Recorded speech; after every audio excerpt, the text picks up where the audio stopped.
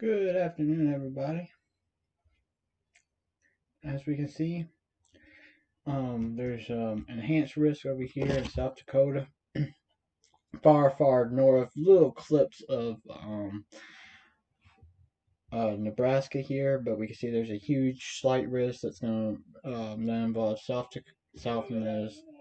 Minnesota, which it's been very active the last couple of days, and we can also see Iowa, parts of Nebraska. Okay, we also got a current severe thunderstorm watch happening over here in parts of Pennsylvania, Ohio, West Virginia, and parts of New Jersey by the looks of it.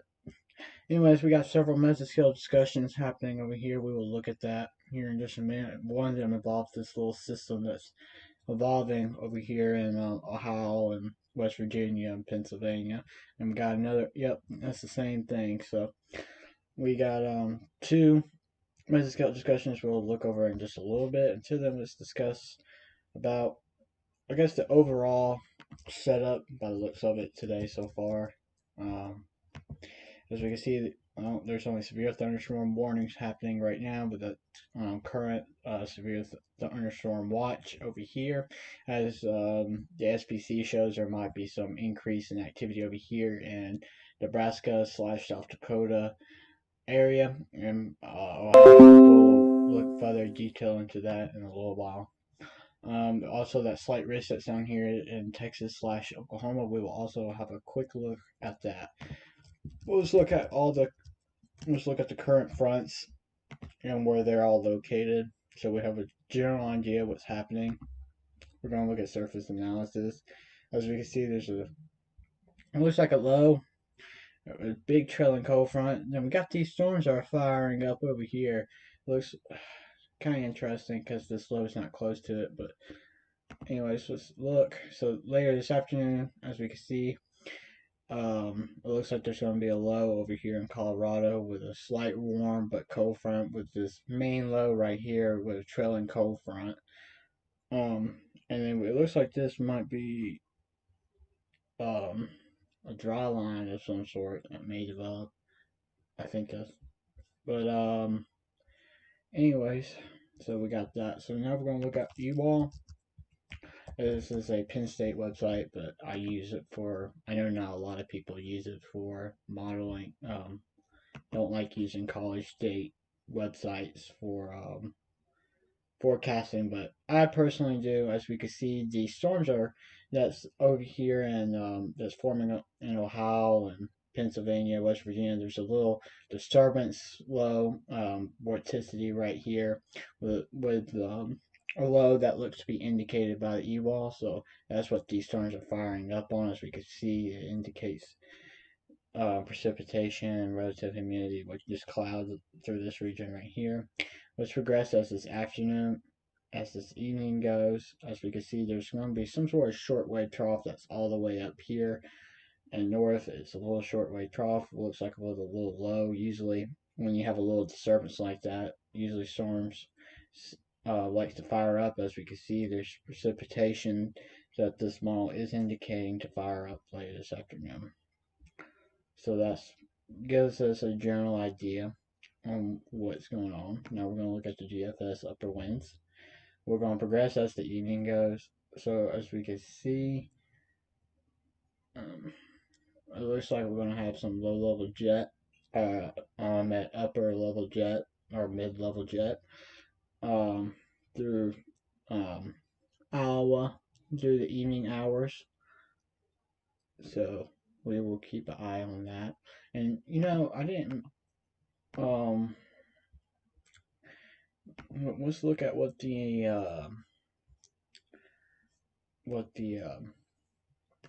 SPC guys has to say about this. Low amplitude westerlies with embedded mid-level perturbations, strengthening late day aloft with influence in the region in the wake of a weak mid-level impulse over eastern South Dakota, an indication impulse speed max indication South Dakota, a quarter of modest low level moist will maximize near South Dakota 0.60. Okay, so here we go. low 60s surface dew points are expected, while 50 some low 52 points northeast, so we can surface through the high plains. So we can expect also some steep level lapse rates with some moderate mixed layer cape curves, 40% increase in the region isolation. Storms are expected to initially develop off the Bighorn and spread western South Dakota. During the late afternoon, the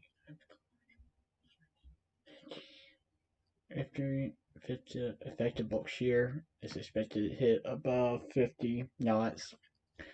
So maybe a few supercells capable of large hail late this afternoon, early evening. Some becoming lone tracked, according to the CAM guidance. Alright, so this gives us a general idea what's happening. Okay. So now we're going to go look at NextLab. And we will look at NextLab.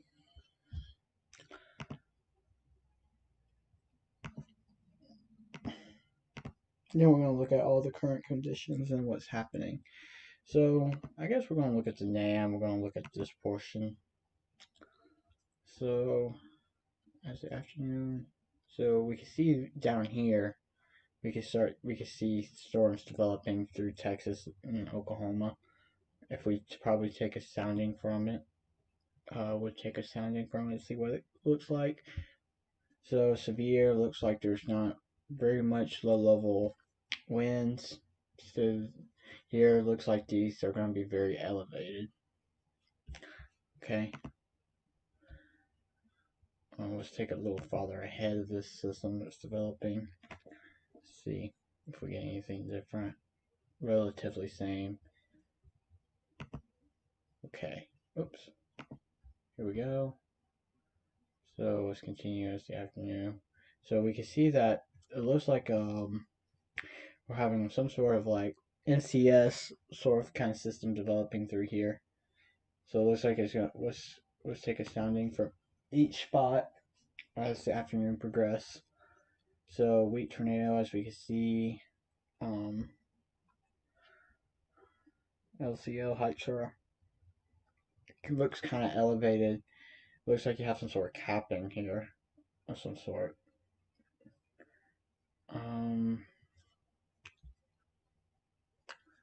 Surface 1 kilometer is only 96. That's okay. We can see the shear, it's only going to be 7 knots.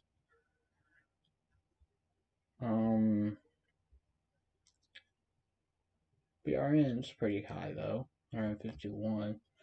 Okay. So let's go next loop. Let's check this storm out.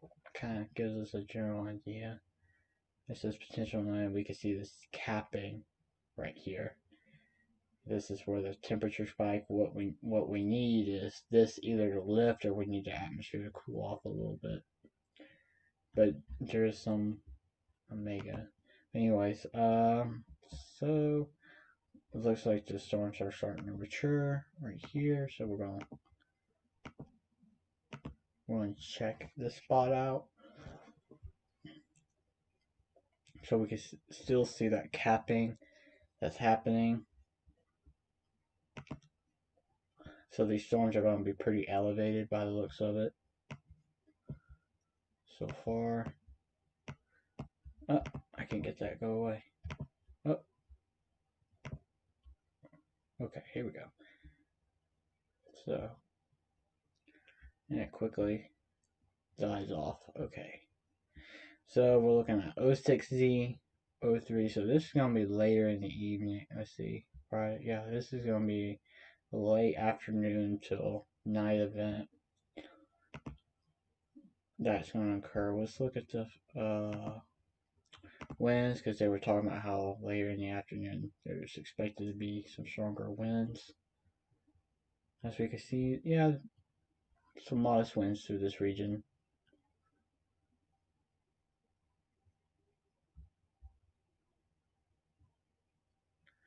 So I expect when these storms initiate up here, maybe they'll be a little stronger because we can see this jet moving up here. This will definitely help with storm development. So let's look at what the lower levels do. So as we can see,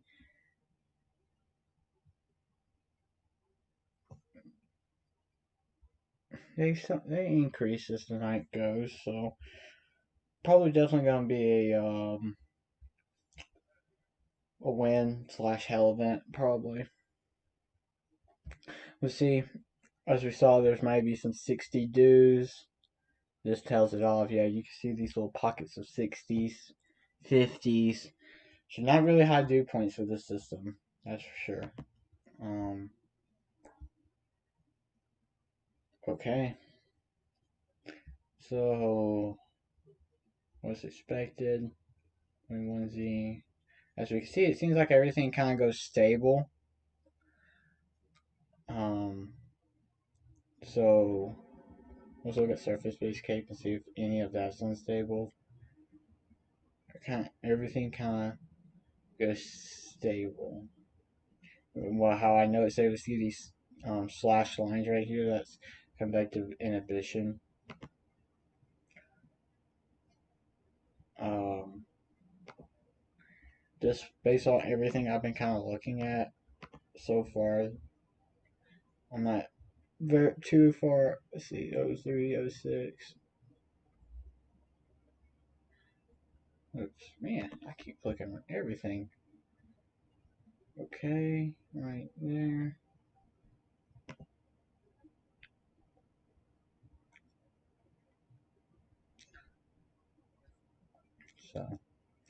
So far, I see this event becoming more of a wind event. I don't see anything that screams tornado necessarily. There's definitely gonna be a lot of factors these storms are gonna have to go through before I think they become severe. But anytime you have a squall line or MCS system to form, the chances are there, but they're not the great. For a quick spin up brief tornado, like I keep saying, like even though the conditions aren't too favorable, you can always have that quick spin up that always happens. It's just a given with these kind of systems. As we look at the rat for this afternoon, it doesn't develop too much. It's kind of interesting. Oh, here we go. Yeah, the rat really doesn't develop anything. So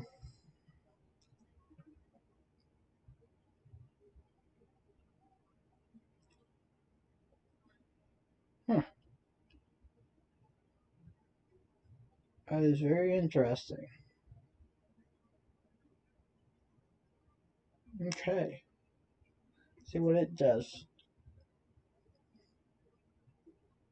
So it increases the wind through the afternoon. I wonder if down here, it looks like down here around this hour, there's not a lot of low level. It looks like there's going to be a cap for sure. These turns are going to be really elevated.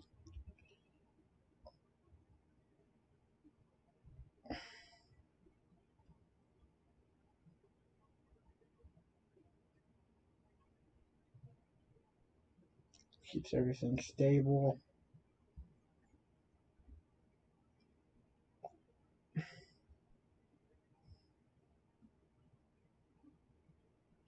That's what I was looking at down here. Oh, yeah, there's definitely going to be a cap. So I don't see very much happening with this system. Um, just some models are indicating even with the highest point you click it, it shows a cap. So, or these storms being really elevated.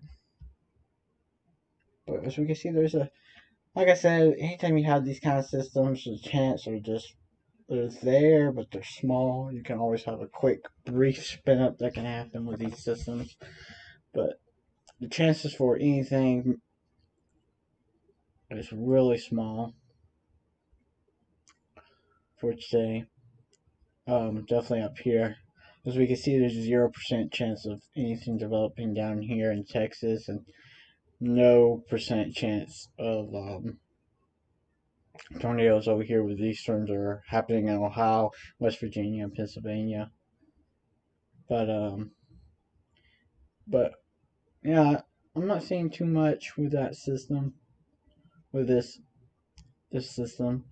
I know I told y'all a couple of days ago I was looking at it, but keeping an eye on it, but nothing's really happening. But as we can see, uh, I know this is getting off topic, but we can see a tropical depression of some sort coming up.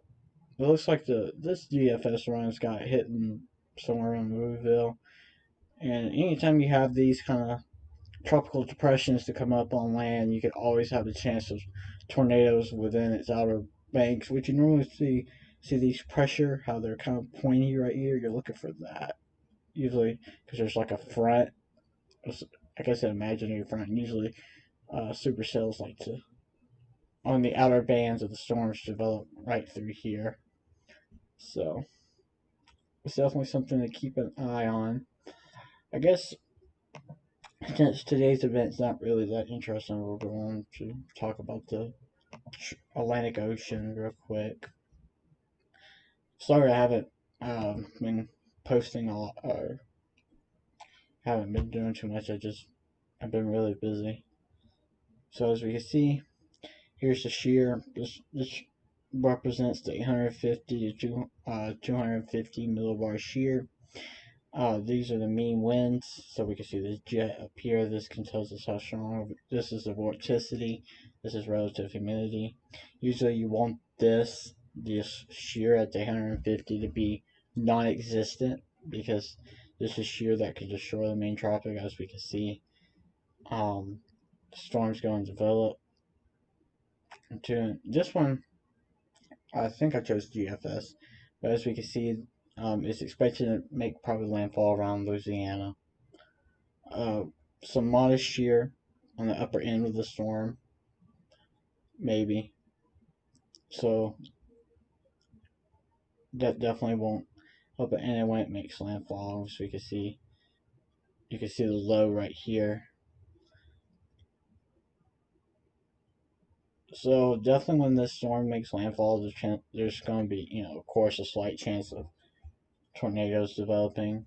But as we look in the future, see, just for kick of the bucket, nothing else really. So this is the only active storm out in the Gulf of Mexico, should I say, not Atlantic. So, but we'll see what the Navy model says. Oh, I guess the Navy model's not done updating or something. CMC. Oh man, nothing's functioning. Oh well. But we have a general idea, maybe the storm going up into up to Louisiana, maybe. If we go on the National Hurricane Center real quick. Crystal ball. As you can kind of see, National Hurricane Center does agree. It looks like it might come up through Louisiana, maybe. So definitely something to watch. Definitely makes landfall. The chances of tornadoes on the outer band. Usually, I don't know. Usually, when a tropical depression hit land, that's when you normally have the most tornadoes. Not necessarily most tornadoes. So if we look at today too, nothing much happening. Bunch of marginal rest, tornadoes less than 2%, winds about 5%, hail about 5%. But day 3, it's another day I've been watching, probabilistic. It's pretty good. Day 3 is going to be very interesting.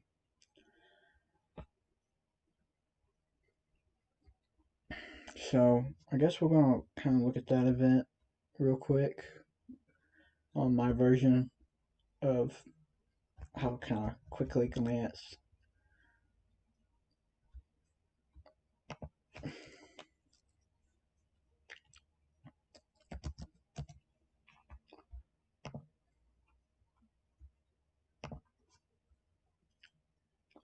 Okay, so this is Saturday. This is Sunday. Okay, so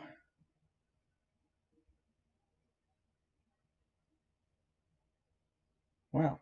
Okay. I think that's you see. Okay, so one thing I've noticed is you see this big time low right through here, right? Uh, I mean, you see this low.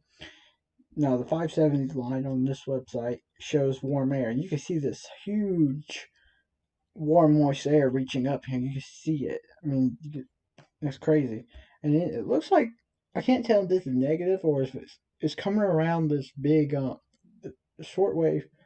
This trough is coming around this.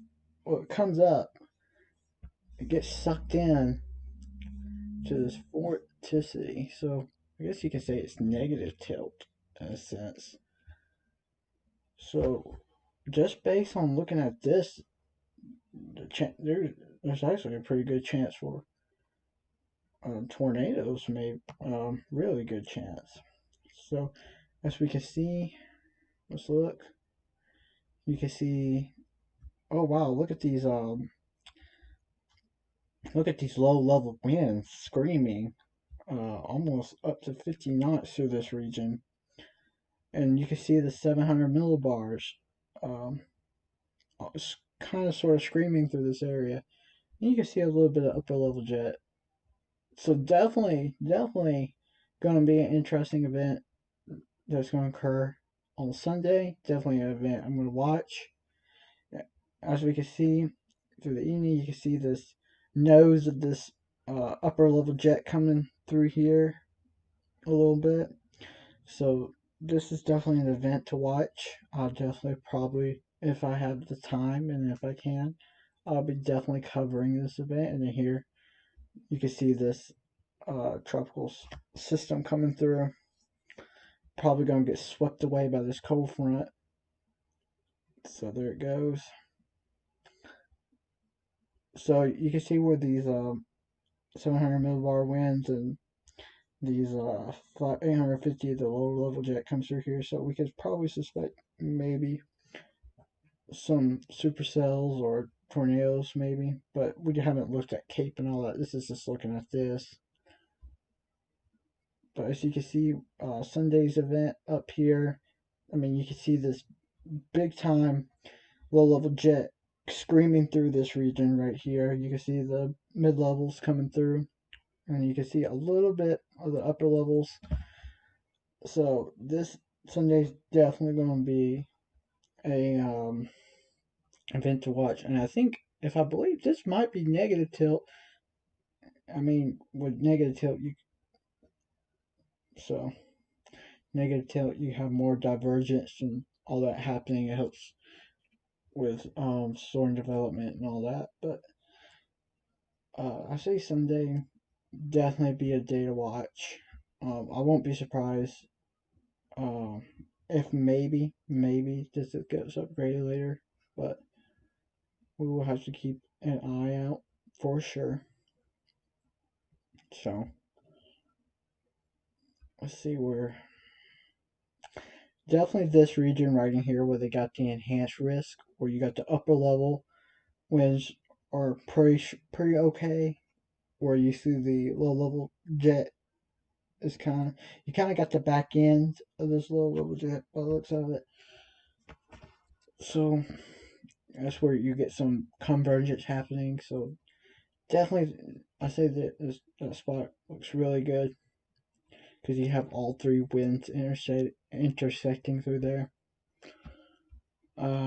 I guess now we're gonna look at the next slide and see all the kinematics that's happening here. So South Dakota, as we've been looking at. Okay. Let's look at the NAM. So let's go off all the way to Sunday if it reaches. Here we go, Sunday. So it looks like there's gonna be some sort of line of storms. Oh wait, it'll be Sunday afternoon. Uh-oh. Or will it be Sunday morning? Let's take a Sunday and look. Okay, yeah, that definitely doesn't look right.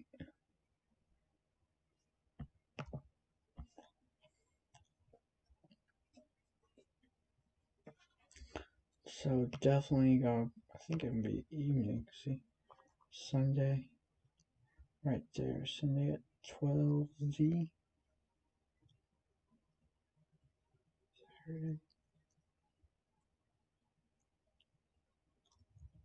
You can see the triple point. You can see the cold front, warm front with a low with them. So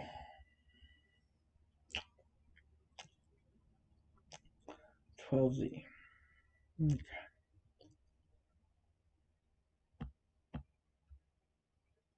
Sunday at 12Z.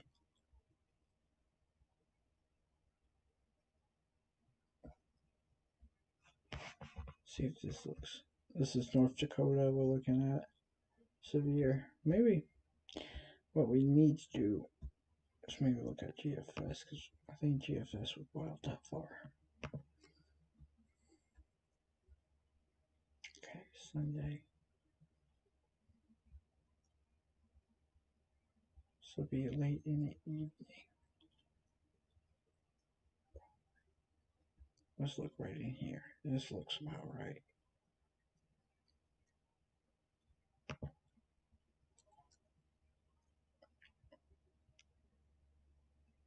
None. So where am I looking for? I look like the American Maniac. Sunday at 0Z. Is it even Sunday? It's coming through? Or is it Saturday? Friday, Saturday. That looks much better. Yep. That looks really good. Oh my gosh.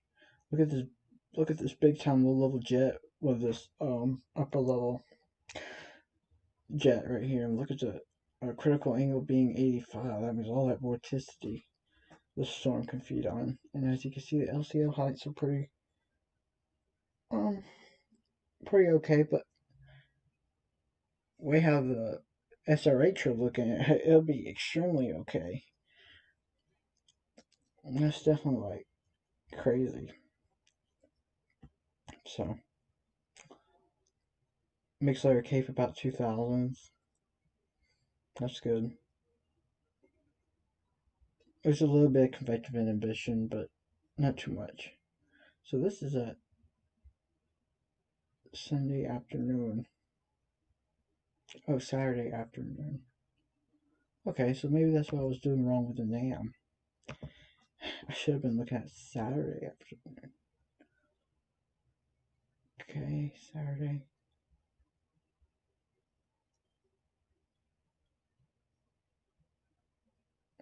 But that looks the same. And the NAM says no. So oh my gosh. It's definitely capping. So one says tornadoes and the other one says nah.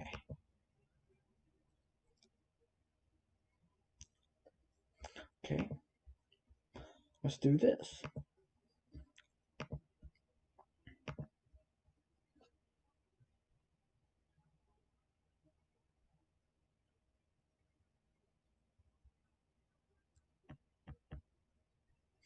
It has it up here. That's interesting.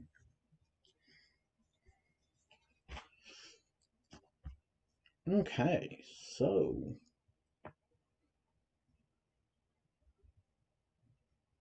I